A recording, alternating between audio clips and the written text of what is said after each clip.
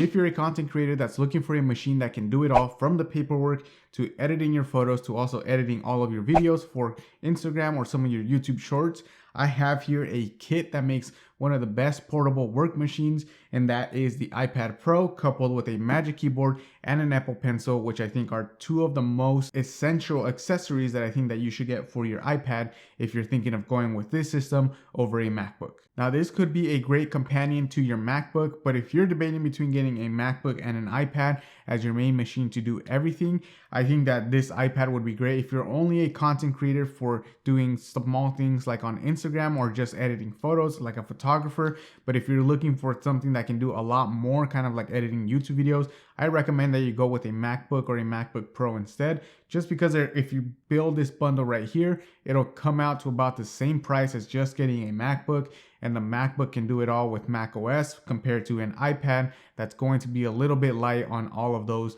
full-blown applications. That isn't to say that the iPad isn't really great, which is why I think this is great for everyone that's doing short form content and all of the photographers out there, because this kit right here would really take care of everything that you would need to do all of your content creation. Now, when the iPad was first released, it was seen more as a tablet, more kind of like an upscale iPhone, if you would, kind of like with a bigger screen. You can have all of the same apps that you would on your iPhone.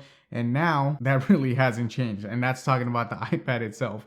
But Apple did release the Magic Keyboard a couple of years ago, and that made the iPad be a little bit more kind of like a laptop. They did kind of market it as a laptop replacement, but I don't think that's there yet in terms of having access to all of the other bigger applications such as Final Cut Pro. But I think that this is really a great option for all of the people that are just looking to answer emails, go through their social medias, as well as do some light work. Now, one of the most essential parts of content creating is doing all of the light work. You need something that you can take anywhere and everywhere you go so that you can just bring out your device and you can start writing stuff down. Now, that's where the Magic Keyboard comes in play.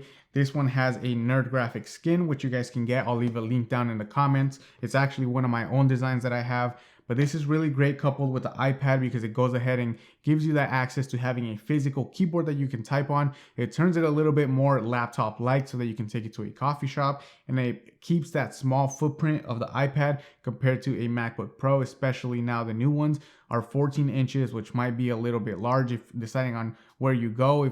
I know some coffee shops have just that little small round table. So this would have a smaller footprint. It has that same size keyboard. I wouldn't recommend going with the 11-inch one because the keyboard is a little bit more shrunk, and that does kind of get weird whenever you have the keys that are a little bit smaller. This keyboard is also great for doing all of the planning, which is the most essential part of content creation.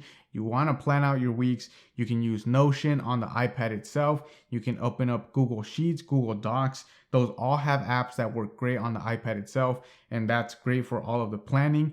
Now, if you are someone that likes to write things down instead, the other accessory that I mentioned was the Apple Pencil. This pencil can write on the iPad and is probably one of the best styli or styluses. I don't know which one it is, but it's one of the best for the iPad, and you can go ahead and write everything down on this. I do recommend you get a matte screen protector for the iPad so that you can go ahead and have a little bit of a rougher texture, because I know using a stylus on glass usually doesn't feel that great. It's a little bit too smooth, at least for my taste as well. So I went ahead and have a matte screen protector on the iPad. Now, like I mentioned, the Apple Pencil is a great one because for photographers, whenever you're editing a photo on the iPad, you have a little bit more control over wherever you're writing stuff down. If you see a lot of the artists out there, a lot of them will have like a Wacom tablet so that they can hook up to their desktop itself.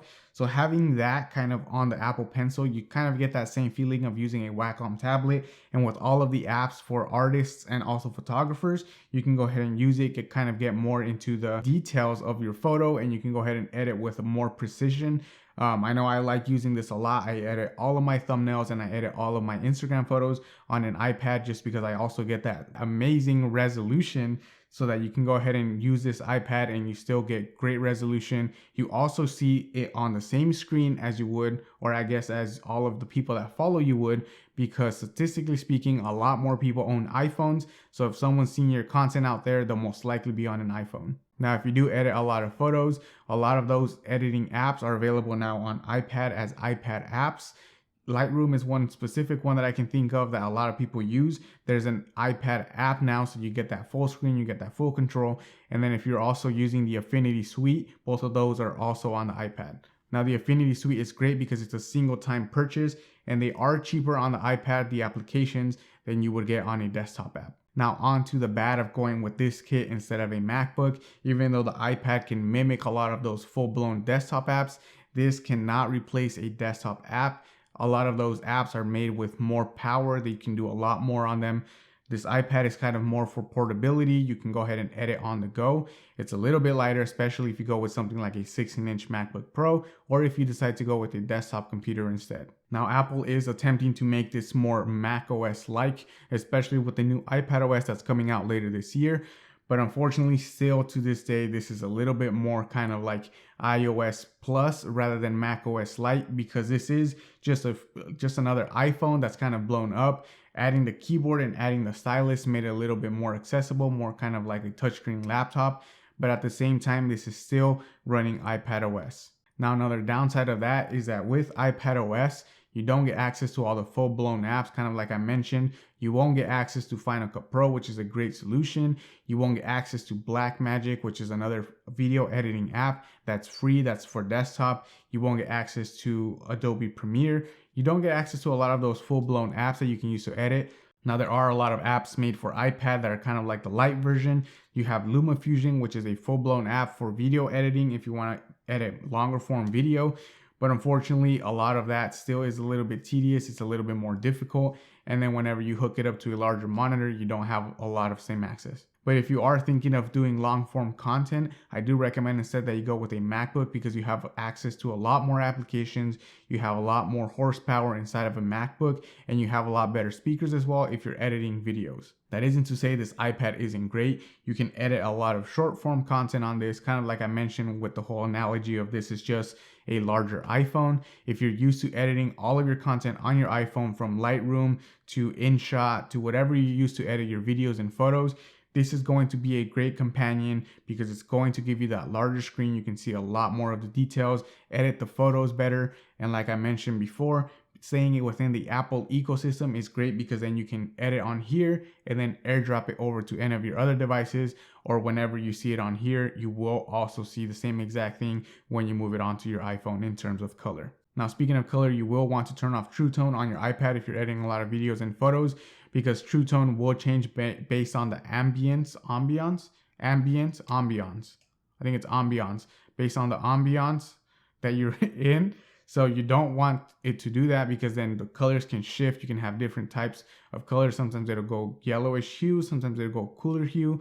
So you definitely don't want to do that. Overall though, I think this iPad is great. I obviously still use it daily to edit all of my content. So if you're a content creator that does most of your content for Instagram, I recommend that you go with this over a MacBook. But if you are thinking of doing other things such as video editing, long form content, or doing any of the other full-blown apps, this is not going to be for you.